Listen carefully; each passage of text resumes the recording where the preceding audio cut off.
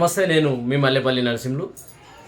మనం మాట్లాడే అంశం మిత్రులారా, తెలంగాణ నవనిర్మాణ సంకల్ప సభ జూన్ 2వ తారీఖు నాడు పవన్ కళ్యాణ్ గారు మన హైదరాబాద్ నడిగడ్డలో సభ పెట్టబోతున్నారట. మిత్రులారా, తెలంగాణలో తెలంగాణ తెర వెనుకాల ఏదో జరుగుతున్నది. జూన్ 2వ తారీఖున సభ పెట్టడం ఏంది? జూన్ 2వ తారీఖు ఏముంది? ఆ రోజు తెలంగాణ రాష్ట్ర అవతరణ దినోత్సవం, మనకు పండుగ రోజు, సంబరాలు చేసుకోవాలి తెలంగాణ వాదులం అంతా కదా.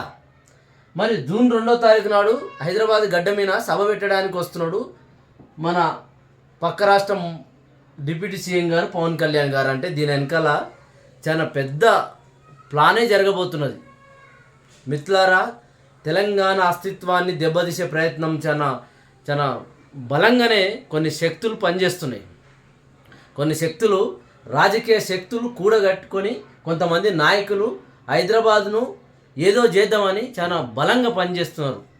మిత్రులారా, మనమంతా తెలంగాణ వాదులు కావచ్చు, తెలంగాణ ఉద్యమకారులు, తెలంగాణ జర్నలిస్టు ఫోరాలు, తెలంగాణ మేధావి వర్గం అలర్ట్ కాకపోతే చాలా విస్ఫోటమే మనం ఎదుర్కోవాల్సిన భయంకరమైన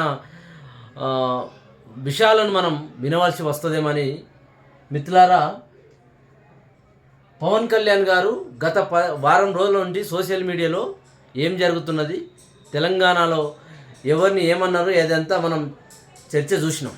అయిపోయిన తర్వాత దీన్ని మళ్ళీ భుజానెత్తుకొని తెలంగాణలో నేను అడుగు పెడతా, ఏం చేస్తారో, ఎవరు వస్తారో అనే రీతిలో పవన్ కళ్యాణ్ గారు తెలంగాణ గడ్డ మీదకి మనకు సవాల్ విసురుతూ జూన్ 2వ తారీఖున సభ పెట్టుకో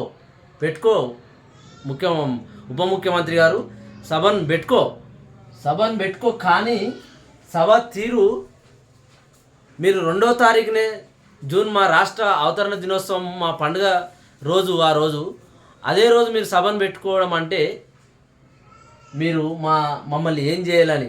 అసలు మీరు తెలంగాణ ఏర్పాటును జీర్ణించుకోలేక 11 రోజులు నేను అన్నం తినలేనని చెప్పారు కదా. తెలంగాణ ఏర్పాటును మీరు వ్యతిరేకించారు కదా.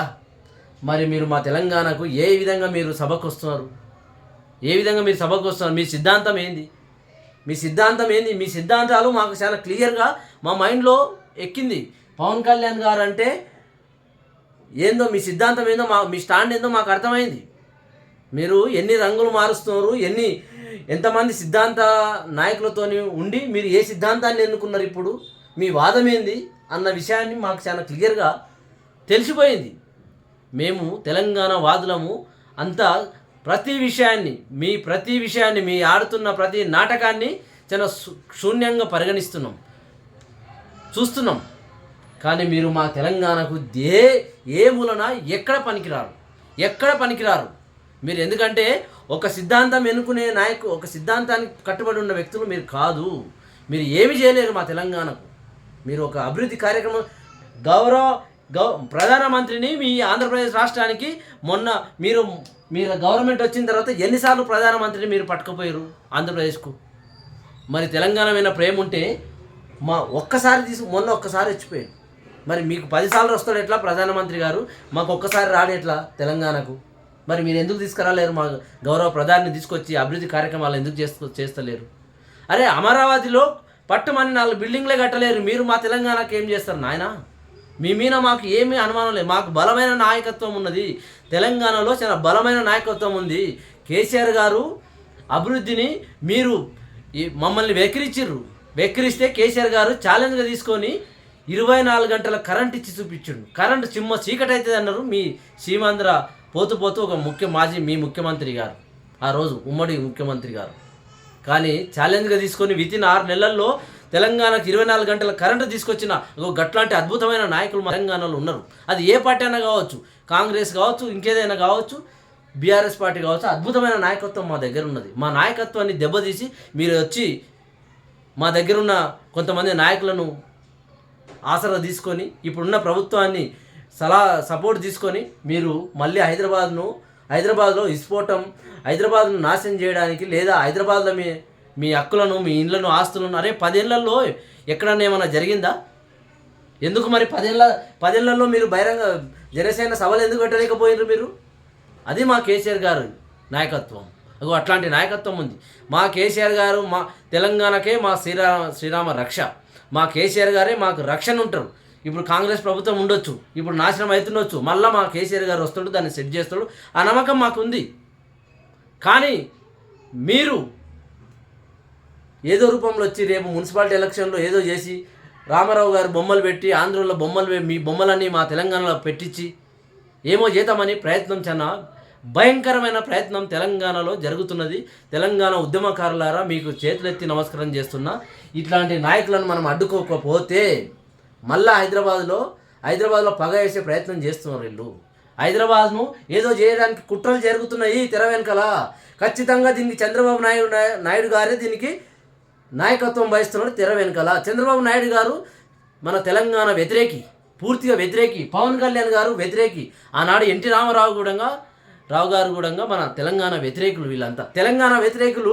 తెలంగాణ రావద్దని పట్టుబట్టి మనల్ని విచ్ఛిన్నం చేసి చాలా ముక్కలు చేసి మన రాజకీయ నాయకత్వాన్ని చిన్నభిన్నం చేసిన వాళ్ళు, మన తెలంగాణను చిన్న చూపు చూసిన వాళ్ళు ఈరోజు తెలంగాణకు వచ్చి మేము ఏదో ఉద్ధరిస్తామంటే మనం ఎట్లా నమ్మాలి?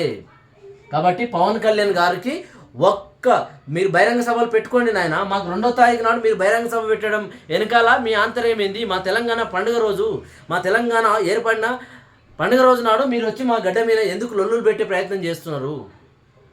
పవన్ కళ్యాణ్ గారు, మీకు మేము నమస్కరించి చెప్తున్నాం, ఒక ఉద్యమకారులుగా మీకు నమస్కరించి చెప్తున్నాం. మీరు 2వ తారీఖు నాడు రాకండి మా తెలంగాణ గడ్డ మీదకి. మేము సంబరాలు చేసుకుంటాం ఆ రోజు. మాకు తెలంగాణ సాధించి 10-12 ఏళ్ళు అయింది కాబట్టి మేము సంబరాలు చేసుకుంటాం. మమ్మల్ని ప్రశాంతంగా మా సంబరాల్లో మేము ఉండనివ్వండి. మీరు వచ్చి మీడియా డైవర్షన్ చేసి మా సంబరాలను ఎక్కడ చూపెట్టకుండా మీ సభనే చూపించుకోవడానికి మీ మీడియా హైదరాబాద్లో పగ ఉంది కాబట్టి మీ మీడియా మొత్తం మీరు చూపించి మాది తెలంగాణ ఏం లేదు, తెలంగాణ పండుగలు సెలబ్రేషన్ ఏం లేదని చెప్పేసి సమాజానికి మెసేజ్ ఇస్తామనే ప్రయత్నం చేస్తుండొచ్చు. హైదరాబాద్లో మీరు ఏదో చేద్దామని ప్రయత్నం చేస్తుండొచ్చు. ఏమి జరగవు. హైదరాబాద్లో మా కేసీఆర్ గారు ఉన్నన్ని రోజులు మీరు ఏమి చేయలేరు. గుర్తుపెట్టుకోండి. మా కేసీఆర్ గారు కనుక ఒక పిలుపునిస్తే మీరు ఎక్కడ కొట్టుకుపోతారో తెలియదు. అగో గంత పెద్ద ఈ బలమైన నాయకత్వం మా దగ్గర ఉన్నది. మా తెలంగాణకి శ్రీరామ రక్ష కేసీఆర్ గారు. పదే ఈ మాట తెలంగాణ ప్రతి ఒక్కరికి తెలుసు, అన్ని పార్టీ నాయకులకు తెలుసు. కేసీఆర్ గారు ఉన్న రోజులు తెలంగాణకి ఏమి కాదని. కాబట్టి ఈ ప్రభుత్వము, ఈ కాంగ్రెస్ ప్రభుత్వం, గౌరవ ముఖ్యమంత్రి రేవంత్ రెడ్డి గారు పవన్ కళ్యాణ్ గారి సభకు మీరు అనుమతి ఇవ్వకండి. 2వ తారీఖున అనుమతి ఇవ్వకండి. మనం సెలబ్రేషన్ చేసుకోవాలి. మీ పార్టీ గవర్నమెంట్ సెలబ్రేషన్ చేయాలి. మమ్మల్ని అందరిని డైవర్షన్ చేయడానికే పవన్ కళ్యాణ్ గారు, చంద్రబాబు నాయుడు గారు తోలిస్తున్నారు, నరేంద్ర మోడీ గారు తోలిస్తున్నారు. దయచేసి ఇది మనం పసిగట్టకుంటే అస్తిత్వం, తెలంగాణ ఆత్మగౌరవం దెబ్బతీయడానికి వీళ్ళు ప్రయత్నం చేస్తున్నారు. అన్నిటికీ ముఖ్యం మాకు తెలంగాణ వాదులకు ఆత్మగౌరవం ముఖ్యం. మా ఆత్మగౌరవాన్ని దెబ్బతీసే ప్రయత్నం చేస్తే ఖబర్దార్ ఆంధ్ర నాయకులారా, ఖబర్దార్ చెప్తున్నాము. మీరు మా కాళోజీ అన్నాడు ఆ రోజు, ఏమన్నాడు? ప్రాంతేతరుడు మోసం చేస్తే ప్రాంతం పొలిమేర వరకు తరిమి కొడతాం. ప్రాంతం వాడే మోసం చేస్తే ప్రాంతంలోనే పాత్ర పెడతాం. మా కాళోజీ గారు చెప్పారు ఆ రోజు.